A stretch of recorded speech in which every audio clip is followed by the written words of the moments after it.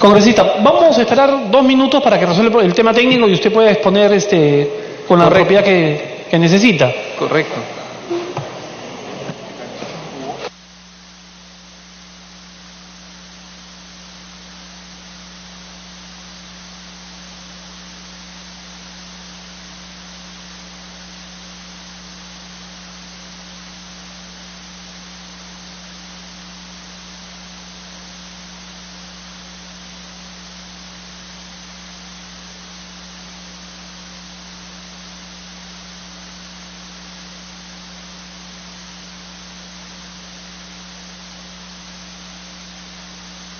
Tres aspectos fundamentales.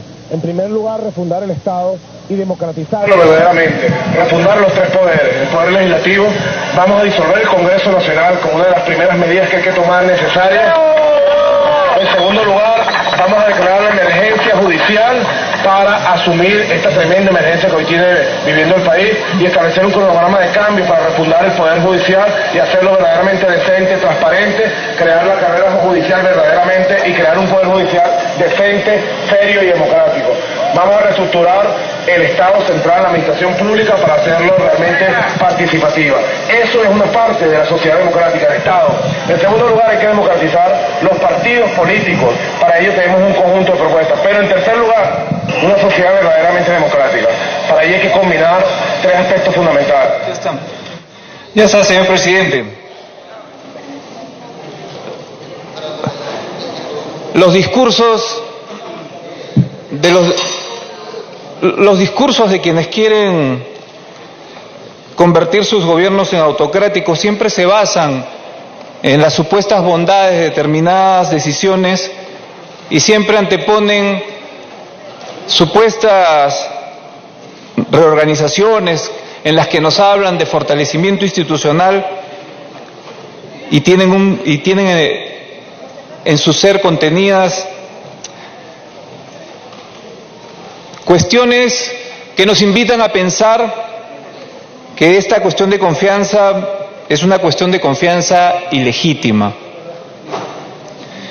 Es una cuestión de confianza ilegítima porque, en primer lugar, colisiona directamente con la Constitución Política del Estado, al pretender someter a los congresistas a un mandato imperativo. Me tienes que aprobar los proyectos de ley como yo te digo y en el plazo que yo te digo. Segunda inconstitucionalidad es que nos hablan de aprobar los proyectos según la esencia que el Poder Ejecutivo plantea.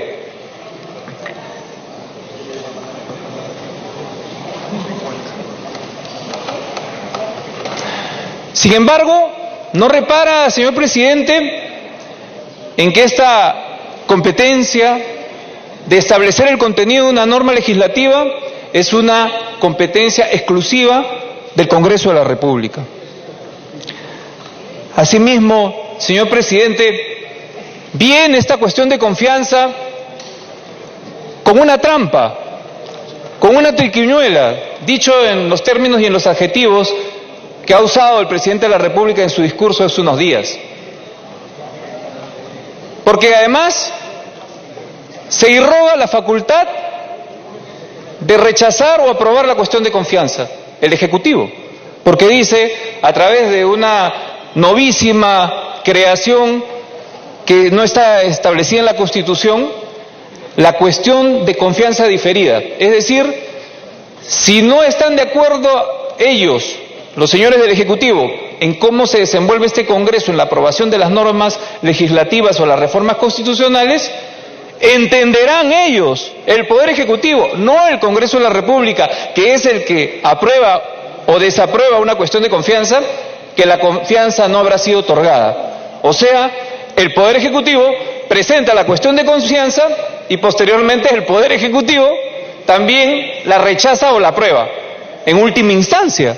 Entonces el Poder Ejecutivo se está convirtiendo también en Poder Legislativo. Y bien han señalado otros colegas que esto, plasmado además por escrito, es una evidente y flagrante usurpación de funciones en las que pretende el Poder Ejecutivo a arrinconarnos a nosotros como Congreso de la República. Y a los congresistas que tenemos una formación política y que tenemos una formación jurídica, nos corresponde salir en defensa del foro parlamentario como institución, más allá de los errores que se puedan cometer en este Congreso. Que vaya, el Congreso de la República puede cometer errores, pero no corresponde a los errores que comete el Congreso de la República que el presidente plantee su parecer a través de una cuestión de confianza inconstitucional, a través de una cuestión de confianza que viene con su triquiñuela y con su trampa incluida, dicho en los términos del presidente, porque el presidente ha sido el que ha usado esos adjetivos. Entonces, señor presidente, también el día de hoy el Premier ha señalado: queremos hacer una reforma política. La reforma política es importante porque, en primer lugar, queremos fortalecer a los partidos políticos. Y me pregunto yo, ¿no ha sido el señor Vizcarra el primero en darle un golpe de Estado a su propio partido que lo llevó al gobierno?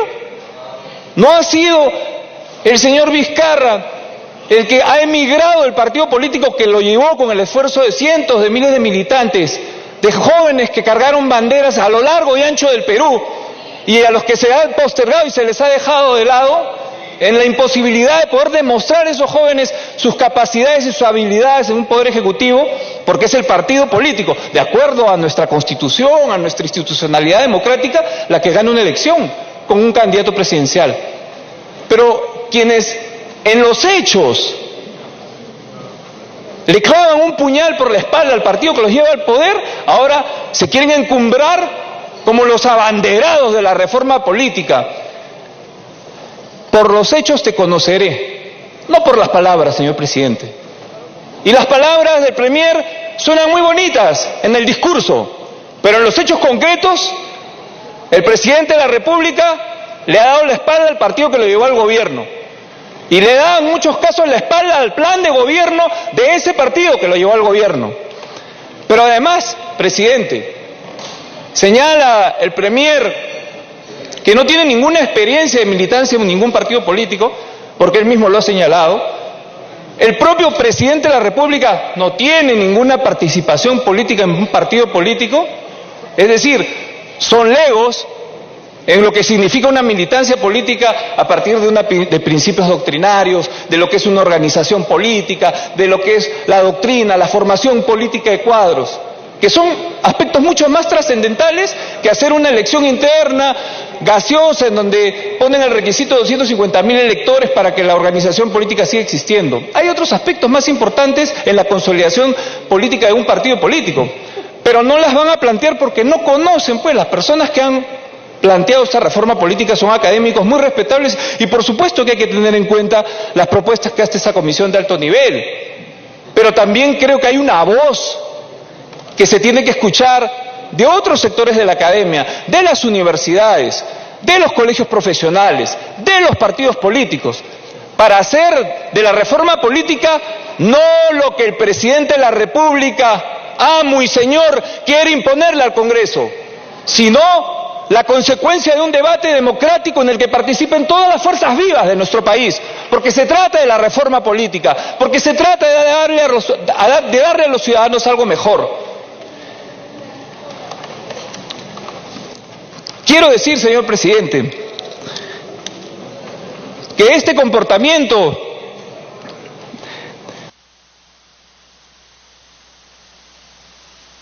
Tiempo adicional. Que este comportamiento del gobierno de señalar queremos romper con la corrupción que le cuesta al país 10.000 millones de soles al año. Y yo me pregunto, ¿no han sido los gobiernos los que han estado involucrados con el tema del Lavallato? Toledo, Humala y todos los gobiernos que han estado durante estos años incluidos en la Municipalidad de Lima, a propósito de la trama Lavallato, que es una trama además que viene del Brasil, promovida por el Foro de Sao Paulo y que está vinculado a la izquierda, y la izquierda no dice nada con respecto a eso, pero está vinculado a la izquierda, viene con la izquierda, en los diversos países donde se ha presentado. ¿O acaso el gobierno de Humala era un gobierno de derecha? Lamentablemente se tiene que decir las cosas como son. Y tiene que haber también un espíritu autocrítico de quienes hoy enarbolan banderas de ser la renovación cuando no hay ninguna renovación, señores.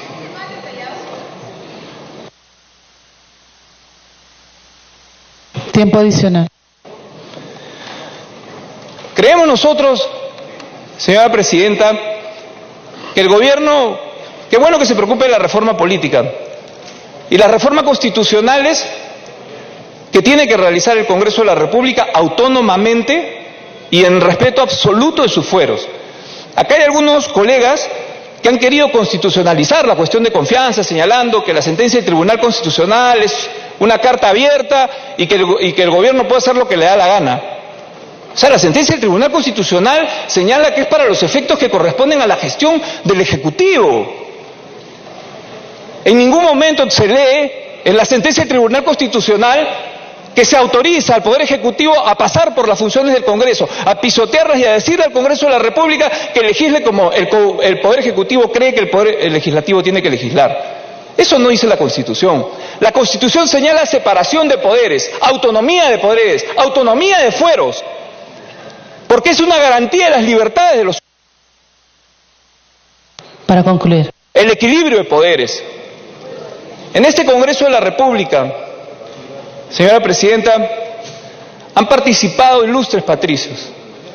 Han estado aquí maestros que yo he tenido la oportunidad, con los que he tenido la oportunidad de crecer políticamente. Acá han estado sentados Ernesto Olaiza, Mario Polar, Luis Bedoya Reyes y, por cierto, Roberto Ramírez del Villar y Felipe Osterlin Parodi, que fueron los últimos presidentes de la Cámara de Diputados y Senadores del año 92, en donde se perpetró el golpe de Estado del Fujimorismo. Y ellos fueron puestos presos en sus casas, justamente defendiendo la institucionalidad.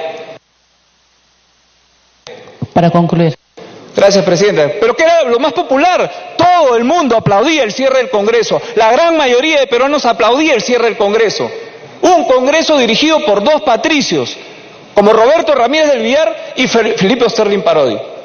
O sea, la historia no nos dice que los eventuales cierres de Congreso no sean populares y que en un momento cosechen los aplausos de la población. Probablemente, si se quiere cerrar el Congreso de la República, se cosecharán aplausos, pero de ninguna manera el que habla por la formación... Para concluir. De ninguna manera el que habla por la formación política que ha recibido va a permitir que un poder arrincone a otro poder. Nosotros queremos que el Estado de Derecho se respete. Hace 3 años juramos frente al crucifijo y por la Constitución del Perú defender la Constitución. Y ningún contubernio ni ningún arreglo puede permitir esta arbitrariedad. Para concluir. Esta arbitrariedad que se nos ha querido plantear con una cuestión de confianza, que la gran mayoría de medios de comunicación, la gran mayoría de constitucionalistas ha tildado de inconveniente, de abusiva y de completamente fuera de todo marco y orden constitucional. Así que, señora presidenta,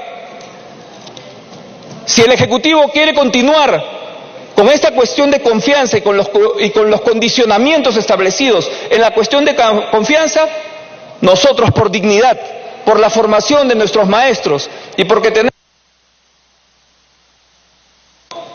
Para concluir. Rechazaremos esta cuestión de confianza, porque más que la continuidad y una quincena, importa la dignidad de un Parlamento que tiene que hacer valer y respetar sus fueros. Muchas gracias, presidente. Gracias, congresista. Tiene el uso de la palabra el congresista Miguel Ángel Torres Morales.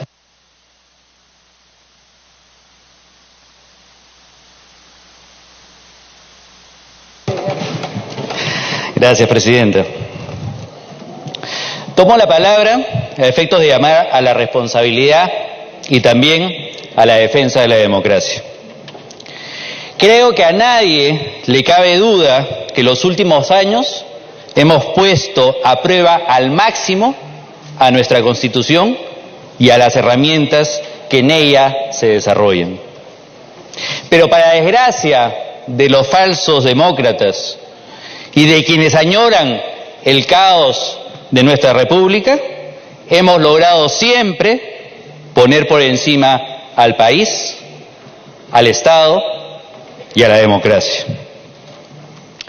Señores congresistas, hoy más que nunca debemos recordar que la Constitución del 93 reafirmó las bases de nuestra democracia y con reglas muy claras constitucionalizó nuestra organización política, aseguró la pacificación del país y le dio predictibilidad a la marcha del Estado. Desde el primer día en este Parlamento precisamos que si bien nuestra Constitución, Presidenta, ha traído crecimiento y la estabilidad a nuestro país, no nos negábamos a hacer los ajustes que el transcurrir de los tiempos exigía. Que no está escrita en piedra, afirmamos, pero tampoco hemos dudado ni un solo segundo en defenderla y en observar que su modificación debe ser siempre efectuada dentro del marco democrático al que no solo el constituyente la sujetó, sino también el pueblo ratificó a través del primer referéndum de nuestra historia. Hay quienes dicen que la defensa de las instituciones y el respeto de los canales democráticos son un estorbo. Dicen que son excusas, Presidenta, para no hacer los ajustes que se requieren. Ellos, Presidenta, mienten e intentan confundir a la población. Ellos inventan pretextos y confunden, perjudicando la imagen de las instituciones.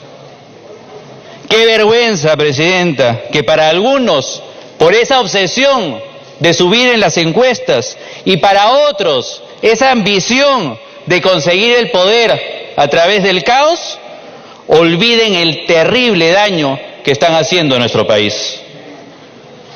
¿Acaso hemos olvidado que este Parlamento logró lo que otros congresos no pudieron?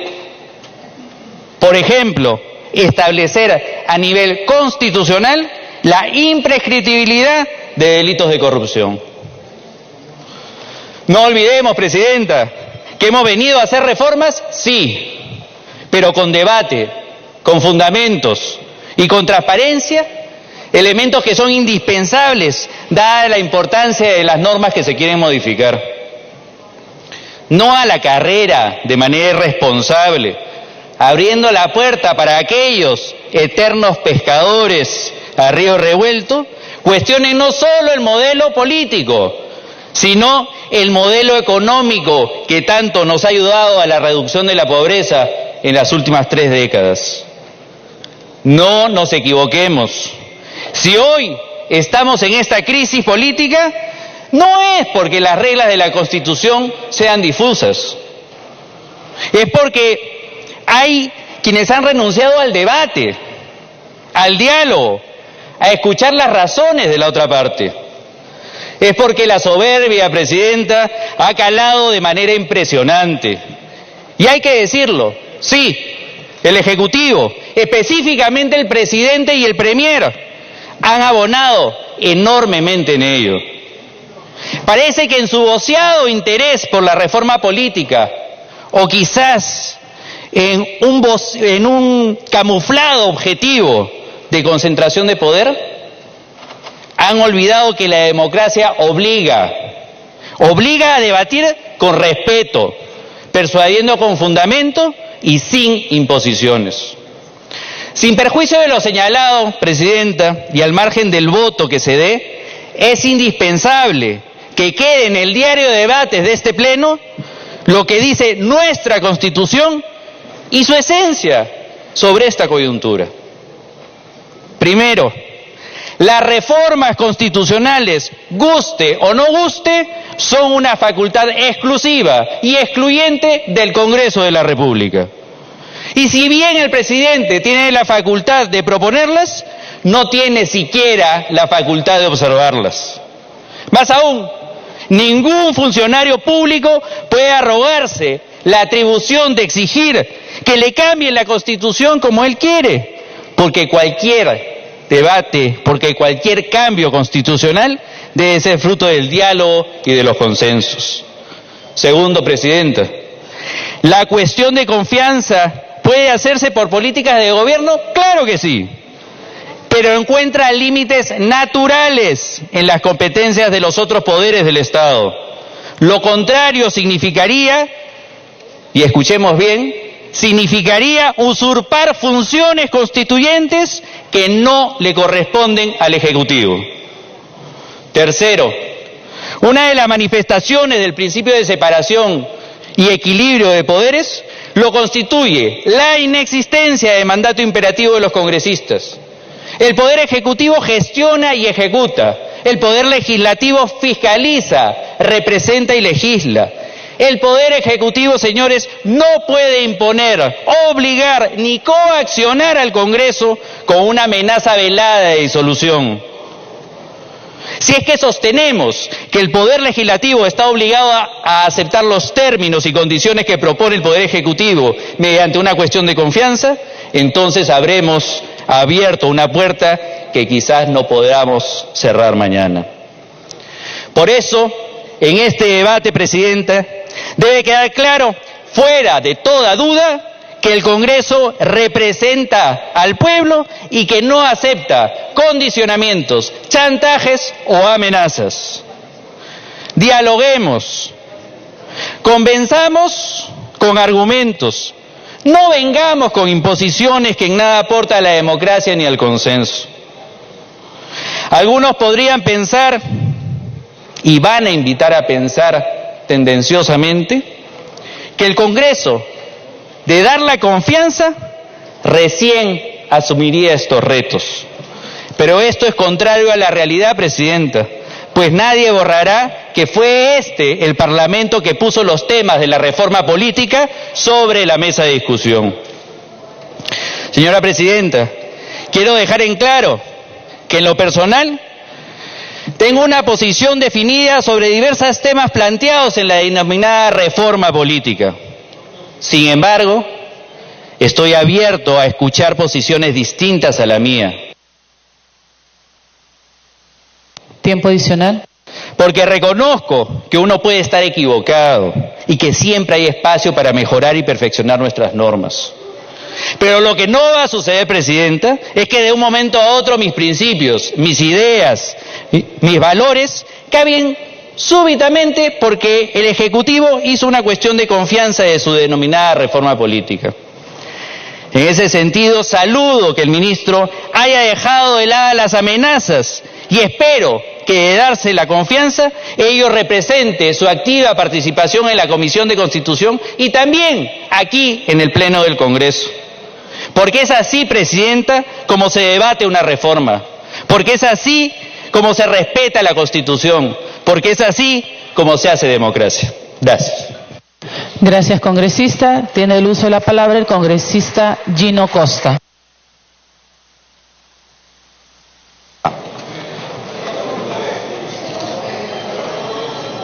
Gracias, Presidenta. Presidenta, algunos comentarios tenía que hacer. En primer lugar, en relación con He hecho uso de la palabra en mi calidad de vocero, Presidenta, y ahora lo hago en mi calidad de congresista. Son parte de la regla de juego. Un primer comentario sobre la declaración de mi colega, el congresista del Castillo, que señala que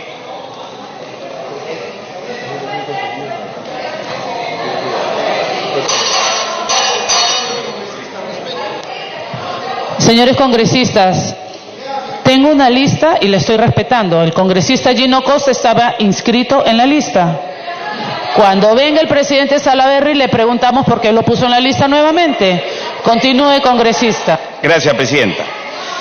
Congresista del Castillo señala que el proyecto remitido por el Ejecutivo sobre impedimentos y referido a la reforma constitucional del artículo 34 está mal ubicado e insinúa que puede haber mala intención en mezclar un impedimento de esta naturaleza con un artículo referido a las Fuerzas Armadas. Las Fuerzas Armadas están reguladas en el capítulo 12. Este es el capítulo 3 que está referido a derechos políticos y deberes. No está referido a las Fuerzas Armadas. Y por eso el 31 refiere sufragio activo y el 34 a sufragio pasivo, es decir, quienes están impedidos, y en este caso los miembros de la Policía Nacional y las Fuerzas Armadas en activo están impedidos en participar en las elecciones, y por eso que en ese capítulo se señala que quienes tengan condena de 4 años por delitos dolosos también quedan impedidos. Segundo, Presidenta, señalar que los fundamentos de hecho de las sentencias, con todo gusto me pide una interrupción el congresista del Castillo. Congresista del Castillo. Presidenta, señor Costa. Bueno, de todas maneras tenemos una discrepancia, pero más bien yo le pediría que usted se pronuncie sobre por qué solamente los condenados a 4 años para arriba. O sea, si hay un condenado por delito doloso de 1 mes, de 1 año, 3 años, ¿por qué no va a tener la misma causal de imposibilidad de presentarse? O sea, resulta absurdo. La cosa que sea doloso puede ser contra el Estado o contra otra persona, pero la cosa es que es un delito doloso que está condenado y que por ser primario eventualmente podría tener una pena inferior sin cárcel, pero no deja de ser igual delito, ¿no? Gracias. Congresista Costa. Al final las interrupciones para el colega de Belaúnde.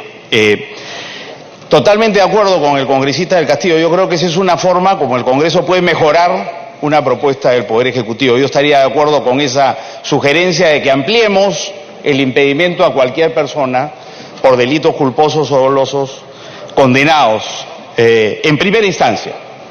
Segundo, Presidenta, mencionar que los fundamentos de hecho de las decisiones del Tribunal Constitucional, de las sentencias, son de carácter obligatorio. Así lo dice el Tribunal Constitucional. ¿Y qué dicen los fundamentos 60 y 76 de la sentencia aprobada, emitida por el Tribunal Constitucional en noviembre del año pasado? Ya se han leído algunos de los otros fundamentos, quiero solo leer estos dos. La 60 dice: la cuestión de confianza consiste en la manifestación formal del gabinete su propósito de dimitir, salvo que la Cámara, y está citando el Tribunal Constitucional a Fernández Segado, dice, salvo que la Cámara apruebe un determinado proyecto de ley.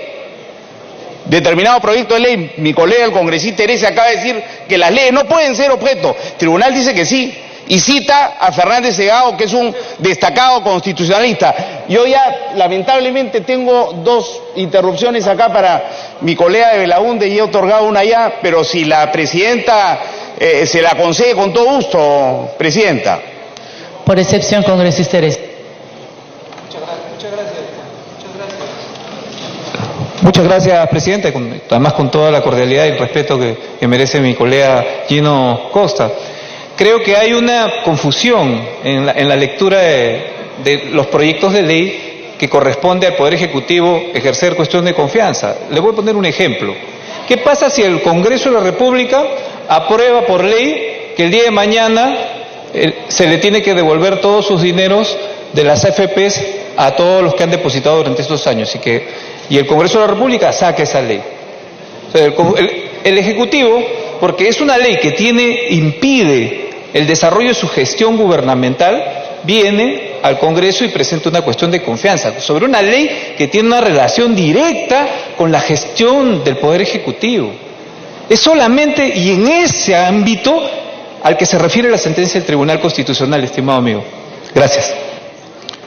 Este es un asunto al que no se refiere la sentencia del tribunal cuando cita a Fernández Segado. Dice que se puede pedir confianza por un proyecto de ley. Y dice además, el recurso a la cuestión de confianza no depende tanto de la existencia de un supuesto predeterminado constitucionalmente. Dice, supuesto que por lo demás no suelen contemplarse en las constituciones, como de la voluntad gubernamental de conseguir una concreta finalidad política, en este caso la reforma política. O sea que estamos perfectamente en el marco del fundamento 60. Y me voy a referir rápidamente, leer el fundamento 76, Presidenta, porque lo que ocurre es que algunos colegas no han leído esta sentencia del Tribunal Constitucional y muchos de los invitados por la Comisión de Constitución que estuvieron ayer, que son destacados abogados y constitucionalistas, parece que no haberla leído o no les gusta, porque el día de ayer nadie se refirió a esta sentencia del Tribunal Constitucional, que es la interpretación del supremo intérprete de la Constitución, precisamente sobre la cuestión de confianza. ¿Qué dice el fundamento 76? Refiriéndose a la norma impugnada emitida por este Congreso, la modificación del reglamento que limita la posibilidad de que el Poder Ejecutivo haga cuestión de confianza precisamente sobre proyectos de ley. ¿Qué dice? La norma impugnada al establecer, comillas, que no procede la interposición de una cuestión de confianza cuando esté destinada a promover, interrumpir o impedir la aprobación de una norma o un procedimiento legislativo de control político, cierro comillas, resulta inconstitucional por contrariar el principio de balance entre poderes, pues restringe indebidamente la facultad de los ministros de poder plantear al Congreso cuestiones de confianza en los asuntos de la gestión del Ejecutivo demande, desnaturalizando así la finalidad constitucional de la referida institución y alterando la separación de poderes.